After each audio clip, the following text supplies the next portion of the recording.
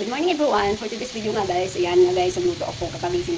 Gumising ako ng mga 4:30 kasi namalingki ng asawa ko. Siyempre, kaya pagdating niya, magluluto ako para paghanda kung baon niya na rin sa trabaho para makatipid kami. Kasi siya lang nag-iisang tatrabaho sa amin. Kaya kailangan talaga tipid-tipid muna. Ayan guys, ay mga. Tumato yung ano. So, tingnan mo yung book natin, para na akong aswang. Ayun guys, so tingnan nyo. Ito, yung ano, yung isla. Pakita ko sa inyo. Guys, yung ating, yan, pinamalinti ng asawa ko.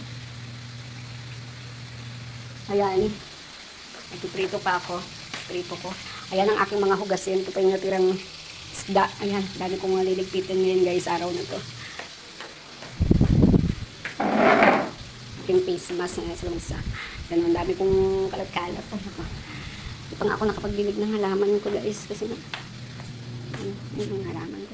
Hindi pa rin ako napagwalis dito sa may harapan. Tapusin ko muna yung aking pagluluto. Tsaka ako maglilinis ng bahay. Ayan, meron pa akong natira dito guys na ano. Mamaya ano ko yan. Halo ko sa munggo. Yung dahon ng ano, talbos ng ampalaya. O sige guys, yan lang sa ulitin. So guys, yun lang sa ulitin natin. Ayan. Ayun, ito yung ano, ampalaya na tira. Iyalo ko to guys sa munggo. Sarap yan. Favorite ko. Para bumaba yung ating mga sugar. Kaya mahilig tayo ngayon sa juice kasi mainit ang panahon. Kaya kailangan mag-inom-inom ng tubig.